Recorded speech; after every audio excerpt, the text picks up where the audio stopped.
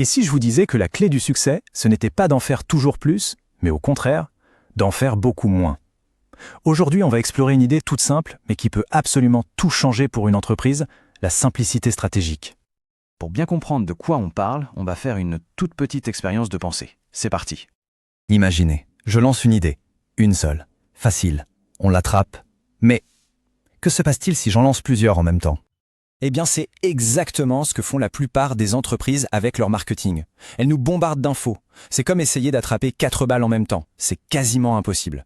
Au final, le message est complètement dilué et rien, absolument rien ne reste. Et maintenant, regardez la différence avec un seul message. C'est clair, c'est direct, c'est percutant. On comprend tout de suite, on s'en souvient et on peut même en parler facilement. C'est ça, la puissance de la simplicité. Bon, si c'est si efficace, pourquoi est-ce que tant d'entreprises tombent dans ce piège de la complexité? C'est ce qu'on va voir tout de suite. Pourquoi plus, en réalité, veut souvent dire moins? Ça peut sembler un peu contre-intuitif, mais la complexité, bien souvent, c'est le résultat de la paresse. C'est beaucoup plus facile de tout mettre, de tout lister, que de faire le travail difficile de choisir, de prioriser. La simplicité, elle, demande un vrai effort stratégique pour trouver ce qui compte vraiment. Le contraste est frappant, non? D'un côté, on a l'approche complexe qui essaye de tout dire et qui au final s'éparpille. De l'autre, l'approche simple qui se concentre pour dire une seule chose mais de manière absolument exceptionnelle. C'est toute la différence entre la dispersion et la concentration. Alors, comment on fait pour atteindre cette simplicité? Eh bien, ce n'est pas un coup de chance, c'est une vraie discipline. Une pratique super rigoureuse que les plus grands visionnaires ont su maîtriser à la perfection. Et s'il y en a un qui était le maître absolu de ça, c'était bien Steve Jobs. Sa philosophie était d'une clarté redoutable. Trouver l'argument le plus fort, le plus puissant, et ensuite le communiquer de la manière la plus percutante possible. Une seule idée, mais exécutée parfaitement. L'exemple parfait, tout le monde le connaît, c'est l'iPod. Apple n'a jamais parlé de gigaoctets ou de vitesse de transfert au début.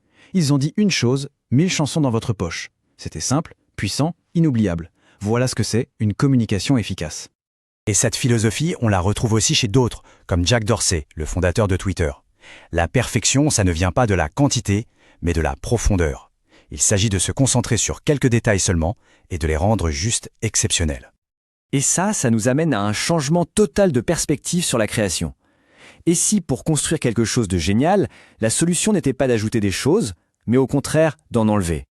On voit très bien cette différence de philosophie dans l'art.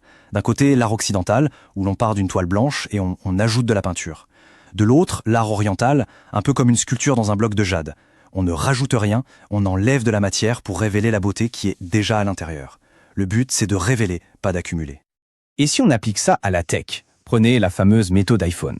L'équipe de conception n'a pas commencé par se demander quelle fonctionnalité ajouter. Non, ils ont imaginé toutes les possibilités, pour ensuite supprimer, sans pitié, tout ce qui n'était pas absolument essentiel et excellent.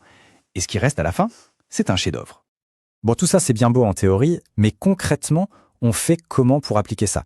Comment on le trouve, cet unique objectif, celui qui peut vraiment tout changer pour une entreprise? Alors voilà, la question stratégique qu'il faut se poser. On ne cherche pas une petite amélioration, on cherche une transformation radicale. L'unique chose qui, une fois accomplie, rendrait presque tous les autres problèmes insignifiants. En pratique, ça donne quoi? Eh bien, pour une entreprise, ça pourrait être de maîtriser enfin son acquisition de clients. Pour une autre, de débloquer le recrutement de talents qui sont difficiles à trouver. Ou encore de résoudre une bonne fois pour toutes un énorme problème de trésorerie. Chacun de ces objectifs, une fois qu'il est atteint, change complètement la donne. Mais le plus fou, c'est l'effet domino. En se concentrant sur cette seule et unique priorité, en la réglant, on se rend compte que beaucoup d'autres problèmes disparaissent avec elle. C'est comme si tout le reste s'alignait d'un coup. Attention, identifier cet objectif, ce n'est que la moitié du chemin. Le plus dur, en fait, c'est de s'y tenir. Et pour ça, il faut une discipline de faire.